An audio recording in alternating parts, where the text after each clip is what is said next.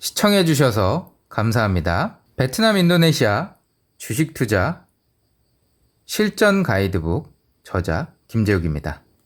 지난 시간까지 이제 통신에 대해서 얘기를 했죠. 오늘은 이 종목은 반드시 투자하라. 이제 통신 종목 중에서 텔컴 대장주죠. 지금도 계속 주가가 올라가고 있는 그런 종목입니다. 그런데 이제 뭐 또 장기적으로 봤을 때 주가 폭이 오름폭이 그렇게 크지는 또 않아요.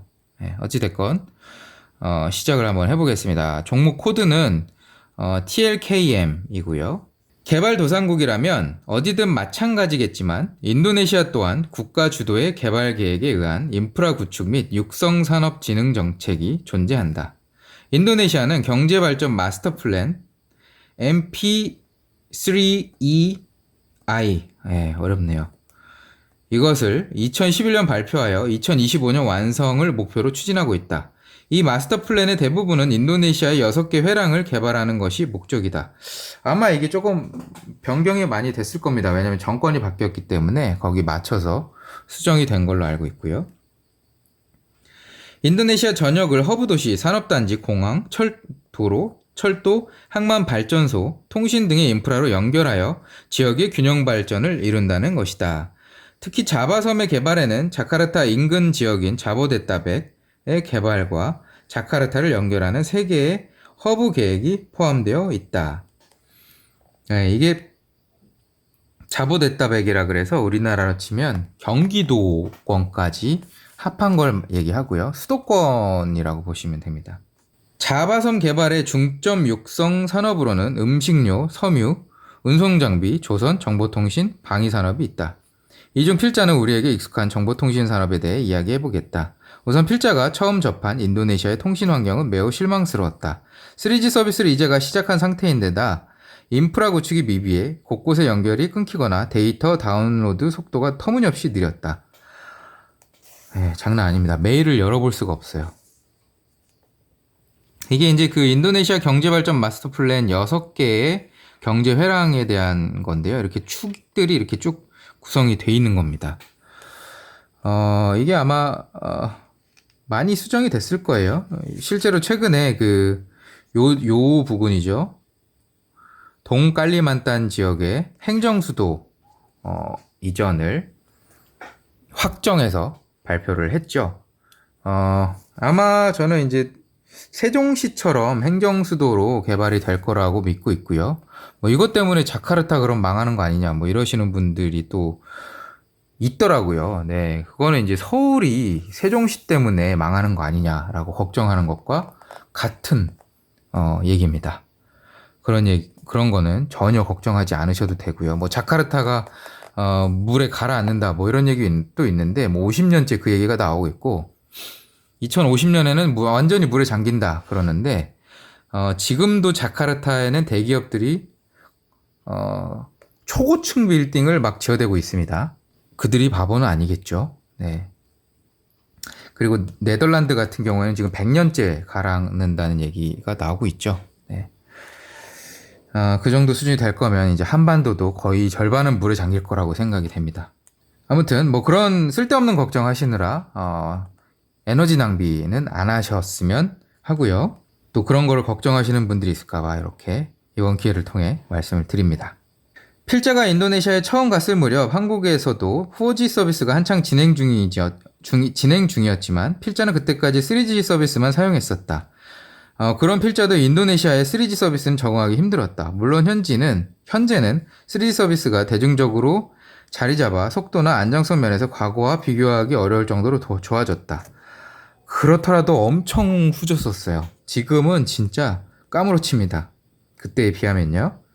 하지만 아직도 한국의 3G에 비교할 수준은 아니다. 이처럼 인도네시아의 텔레커뮤니케이션 서비스는 아직 초기 단계로 향후 성장 가능성이 높다. 인도네시아에서는 길거리에서도 선불 유심카드를 팔기 때문에 큰 부담 없이 여러 개의 번호를 사용한다. 가격도 저렴해서 유심카드 구매비가 2~3천원 정도이고 3G 데이터 서비스 사용료가 월 1만원 정도다.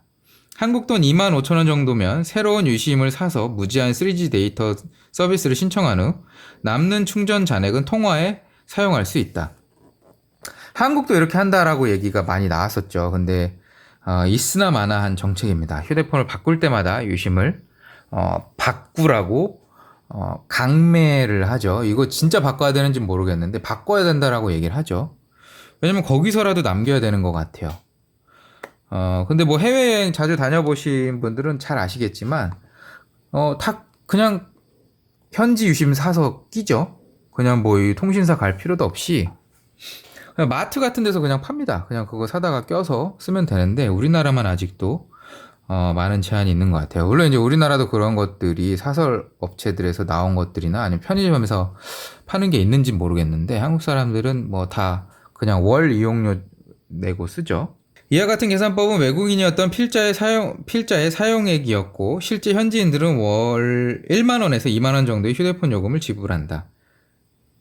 저는 좀 많이 썼다는 얘기죠. 통신비가 저렴하기 때문에 두세 개의 휴대폰을 갖고 있는 것이 일반적이다. 또한 통신사별로 지역에 따라 수신이 잘 되는 곳과 안 되는 곳이 있어 대부분의 사용자들은 여러 곳의 통신사를 사용한다.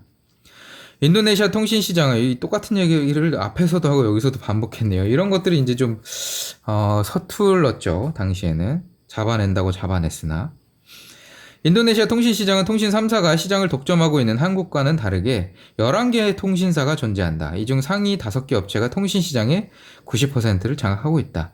뭐 11개 통신사가 있지만 그래도 대부분 다 상위 업체들이 장악하고 있는 거죠. 오히려 지금 한국은 그 알뜰폰이나 이런 사업자들이 되게 많아졌죠. 그리고 뭐 저도 한번 과거에 초창기에 써봤는데 지금은 굉장히 서비스가 많이 좋아졌다라고 하더라고요. 아무튼 인도네시아는 과거부터 이렇게 통신사가 많이 존재했고요. 탑3라고 할 수 있는 회사는 인도네시아 증시에 상장되어 있는 텔콤, 인도삿, 엑셀이다. 이는 각각 한국의 SK텔레콤, KT, LG유플러스와 유사하다고 보면 된다. 이 중 단연 돋보이는 회사가 바로 한국의 SK텔레콤과 유사한 텔콤이다. 시장 점유율 면에서 1위 업체이며 독특한 점은 인도네시아의 국영기업이라는 점이다. 한국은 국영이었던 KT가 민영화가 됐지만 업계 2위죠. 민간인 SK가 업계 1위고요.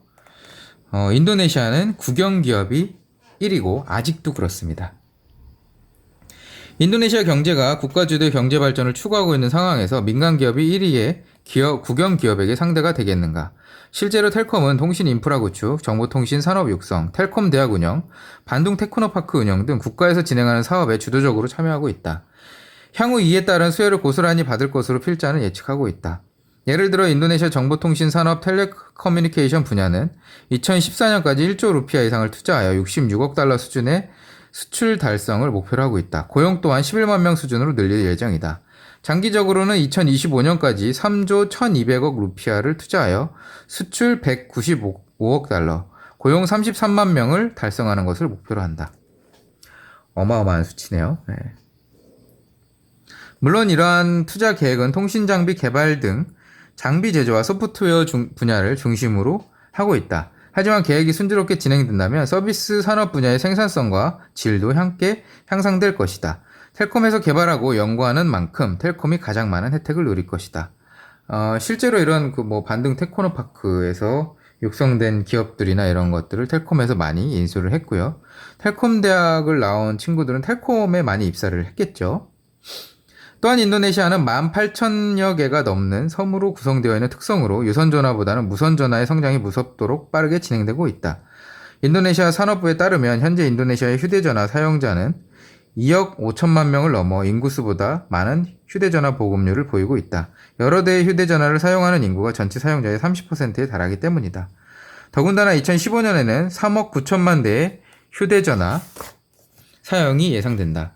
뿐만 아니라 인도네시아 통신산업협회는 2016년 인터넷 이용자가 1억 7,500만 명, 데이터 접속 가입자 수는 1억 6,700만 명 규모로 확대될 것으로 전망하고 있다. 이들 중 1억 900만 명은 스마트폰을 사용할 것으로 예상하고 있다. 당연히 전자상거래 규모도 확대될 것이며 이에 따른 모든 수혜는 바로 국영기업인 텔콤에서 가장 먼저 받게 될 것이다. 인도네시아는 실제로 제가 예상하기로 모바일로 바로 넘어갈 것이다 라고 생각했는데 실제로 그렇게 됐습니다. 모바일 애플리케이션 플랫폼 개발 업체들이 지금 인도네시아 스타트업의 큰 축으로 산업을 리딩을 하고 있고요.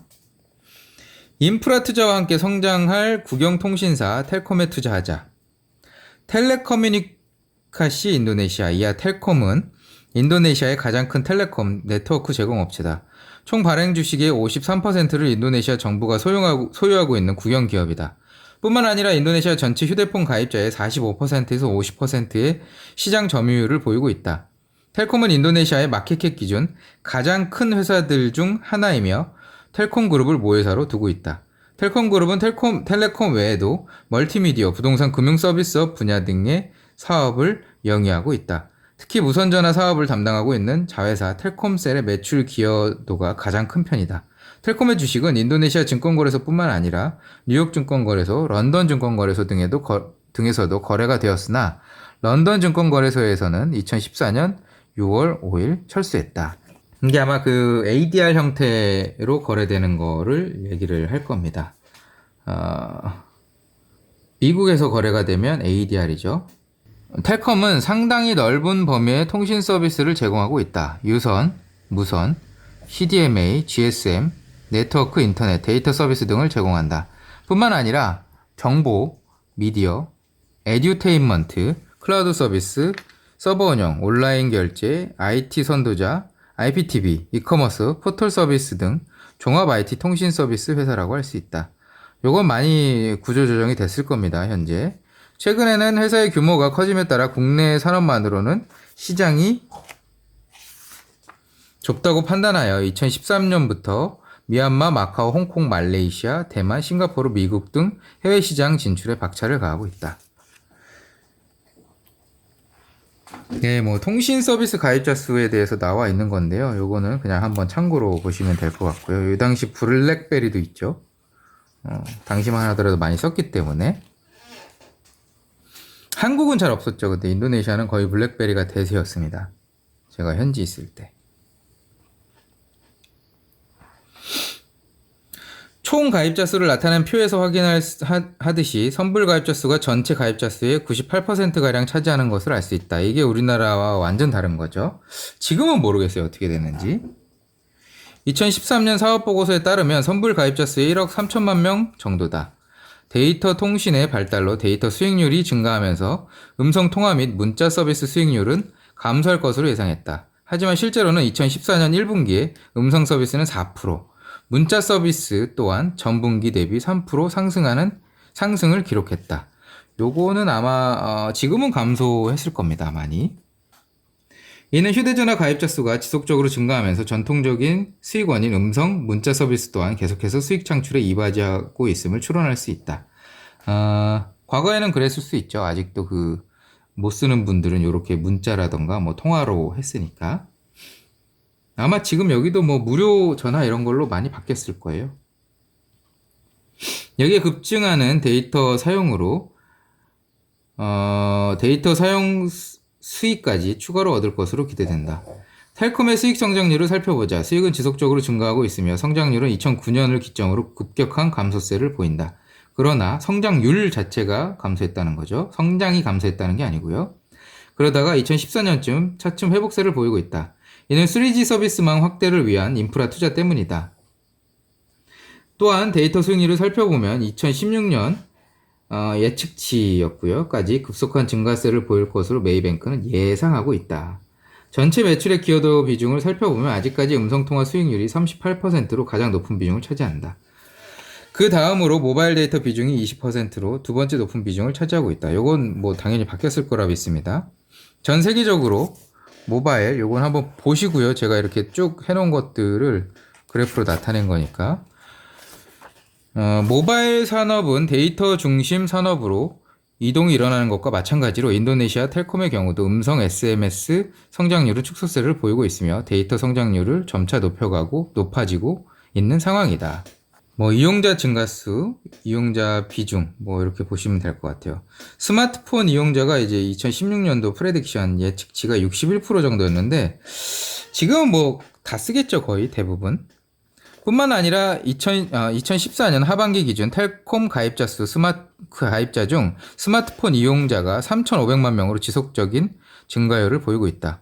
1억 4천만 명이라 그랬죠. 그 총 가입자 수가 당시에. 그중에 3,500만 명밖에 스마트폰을 안 썼던 거예요. 2016년에 텔콤의 스마트폰 사용자 비중은 인도네시아 전체 스마트폰 이용자의 61% 정도로 예상된다. 이에 따라 2016년에는 인도네시아 전체 인구의 35%가 스마트폰을 사용할 것으로 전망되며 이 수는 지속적으로 증가할 것이다. 최근 구글에서 전 세계 모바일 인터넷 사용 형태를 분석한 컨슈머 바로메터에서 한국의 스마트폰 보급률은 83%로 세계 4위로 조사되었다. 인도네시아는 이제 35%를 바라보고 있다. 전체 인구의 35%만 되어도 8,700만 명 정도로 한국의 인구수보다 많으며 한국의 전체 스마트폰 이용자의 2배가 넘는 수준이다. 시장이 크니까 그런 거죠. 그렇기 때문에 다양한 그런 글로벌 투자사들이 인도네시아, 베트남에 투자를 하는 겁니다. 그렇다면 인도네시아가 중진국으로 접어들어 전체 인구의 70-80%가 스마트폰을 사용하고 이를 통해 인터넷을 검색하며 쇼핑을 즐긴다고 생각해보자. 인도네시아 통신 관련 시장은 이제 활짝 만개할 준비를 하고 있는 꽃봉오리 시장인 것이다. 뭐 텔콤의 지분 구조, 타임스라고 되어 있는데 뭐 이렇게 쭉 나와 있고요. 한번 읽어보세요. 2014년부터 타임스라는 모토로 사업 확대에 박차를 가하고 있다. 이는 블라블라를 지칭하는 텔콤의 새로운 미래지향적 비전을 표현한 것이다. 아주 올드한 스타일이죠. 이렇게 약자 써가지고. 텔콤을 크게 구분하면 다음과 같이 4개 사업 분야로 나뉘어 있다. 텔콤셀, 텔콤 메트라, 텔콤 인프라, 텔콤 인터내셔널 이렇게 되어 있고요. 이 내용은 한번 좀 읽어보시면 될 것 같아요. 여기 보시면 여기 한국의 멜론이라고 되어 있는데 요거 아마 철수했을 거라고 믿습니다. 그 다음에 여기 텔콤 인프라에서 이제 부동산과 타워, 기지국 타워, 요거 타워를 위해서 부동산을 관리하는 거죠. 부동산 사업을 하는 게 아니고요. 요거 아마 이제 다 외주 주는 형태로 많이 바뀌었을 거예요. 하나 더 주목할 점은 바로 텔콤의 새 로고다. 2013년 새롭게 바뀐 로고이며 The World in Your Hand라는 슬로건을 걸고 해외 사업 확대에 집중하고 있다. 인도네시아 국영통신사에서 나오는 자신감을 느낄 수 있다. 전 세계 여러 나라에서 인구가 많은 인도네시아의 시장에 진출하기 위해 열을 올리고 있다. 하지만 텔콤은 인도네시아 시장은 작다고 판단하고 글로벌 진출하기 위해 준비 중이며 거대한 자본력과 정부의 지지를 바탕으로 하나씩 실행에 옮기고 있다. 필자는 무엇보다 이런 인도네시아인들의 자신감과 마인드가 훌륭하다고 생각한다. 한국은 대부분의 분야에서 인도네시아보다 발전해 있다. 통신 분야는 특히 세계 최고의 훌륭한 기술과 인프라를 가지고 있다. 하지만 세계 시장에서 성공해 보겠다고 자신있게 이야기하는 국내 통신 회사는 보지 못한 것 같다.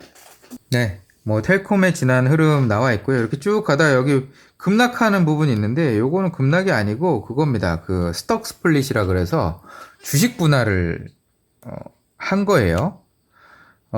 인도네시아 시장에서 주식 분할은 되게 긍정적인 역할을 합니다.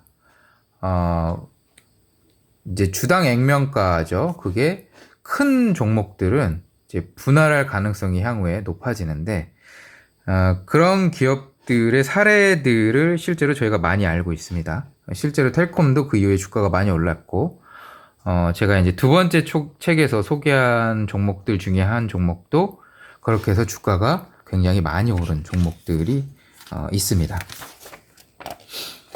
이런 인도네시아 국영통신사의 미래 성장 가능성은 주가 흐름에서도 볼 수 있다. 한 주에 1만 루피아를 오르내리던 주가가 2013년 8월 30일 1대5 비율로 주식 분할하여 2200 루피아가 되었다. 이때 필자는 무조건 매수를 외쳤다. 텔콤 같은 우량 기업이 분할되어 투자자들이 적은 돈으로 쉽게 살 수 있게 된다면 주가가 계속 오를 것이라고 예상했기 때문이다. 요거는 제가 2015년도, 14년도, 15년도에 책을 쓴 거잖아요. 당시에 이미 이렇게 생각을 하고 있었죠. 그리고 그런 것들이 검증이 지금은 된 상황이고, 한국은 오히려 이렇게 접근하면 안 된다고 봤어요. 왜냐면 한국은 누구나 아는 내용이기 때문에, 물론 이제 일반인들은 잘 모르지만 투자를 좀 하시는 분들은 누구나 아는 내용이기 때문에 이미 주가가 고공행진을 해버립니다. 그 사례가 있죠. 삼성전자 주식 분할한 다음에 사겠다. 주식 분할 거의 직전에 가서 이미 많이 올랐을 때 사겠다. 라고 한 분들이 너무 많아가지고 제가 말렸는데, 그때 사신 분들 많죠. 물론 이제 지금 거의 다 회복했나요? 아닌가? 많이 회복했나? 근데 요즘에 삼성전자가 안 좋아서 반도체랑 이쪽이 다시 떨어졌을 것 같긴 한데, 지금은 다 회복했네요. 회복은 아니고, 조정해서 이제 좀 안정권으로 들어온 것 같습니다. 과거에가 너무 많이 올랐던 거죠. 5만 루피, 5만 원 이상 막 갔을 때가. 그래요. 예. 저럴 때 막 사겠다고, 막 500만 원 갈 때 막 사겠다고 한 분들이 막 계셨어가지고. 아무튼 그렇습니다. 인도네시아 같은 경우에는 이런 전략들이 아직까지도 통한다. 한국은 조금, 어려울 수 있다라고 봅니다. 너무 많이 다들 알고 계셔서. 약 2년여가 지난 지금, 당시죠. 네. 텔콤의 주당 가격은 2,800에서 2,900 루피아를 형성하고 있다. 이런 필자가 무조건 매수를 외쳤을 때보다 30% 상승한 가격이다. 너무 많이 오른 건 아니냐고 질문할 수도 있다. 하지만 크게 걱정할 필요는 없다. 이 책을 읽고 있는 독자들은 구매해두고 몇 년간 잊어버려도 충분히 좋은 주식이기 때문이다. 요거는 뭐 지금도 마찬가지라고 생각은 합니다. 매수 주문을 내고 몇 년 발 뻗고 주무시면 게임 끝이다. 이렇게 자극적으로 좀 쓰긴 했는데 사실 이렇게 하시면 안 됩니다. 계속 뭐 너무 과하게 그 종목을 계속 쳐다볼 필요는 없지만 그래도 이슈가 있을 때마다 체크해 보시고 그 다음에 뭐 문제가 있는지 모니터링 해보시고 이런 것들이 있어야 됩니다. 지금 당시에 2,900 루피아 뭐 이렇게 얘기를 했으니까 그 이후로도 지금 텔콤이 4,000원대, 4,800까지 갔다가 4,000원대를 유지하고 있죠. 텔콤은 좋은 점이 아마 2% 이상의 배당을 계속 꾸준히 줄 거예요. 그러니까 뭐 2,000 루피아 이때 샀던 사람은 지금 4% 이상의 배당을 받고 있겠죠. 주가가 2배 정도 올랐으니까. 네, 다음 시간은 여기 건설, 인프라 개발 수혜주 2 건설 요거 말고 그걸 먼저 해볼 거예요. 그 첫 책에 대한 피드백, 텔콤셀에 대한 피드백도 있기 때문에 그 내용을 좀 한번 먼저 다뤄보고 그 다음에 이제 건설에 대해서 해보도록 하겠습니다. 긴 시간 동안 시청해 주셔서 감사합니다. 네. 사실 이 정도 지금 저희가 몇 편이 올라가는지 모르겠는데 거의 책 3분의 1 이상 절반 가까이 읽었거든요. 여기까지 꾸준히 읽는 분들이 있으실 것 같아요. 꾸준히 읽고 그 다음에 특히나 이거 끝까지 보시는 분들을 위해서 제가 이벤트를 하나 걸도록 하겠습니다.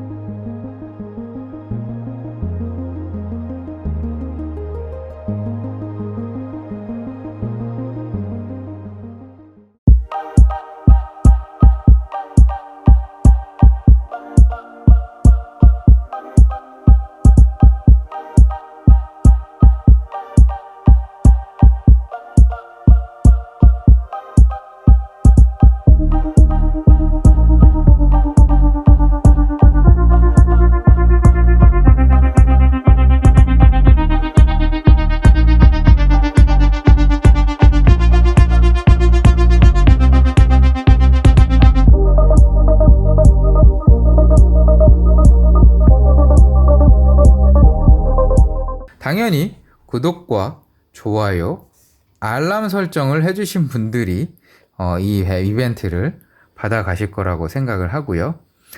가장 먼저 댓글로 이메일 주소를 남겨주는 그 세 분을 제일 빨리 댓글 달아주는 세 분을 선정해서 무료로 발송해 드리도록 하겠습니다. 이메일 남겨주세요. 네, 깜짝 이벤트입니다.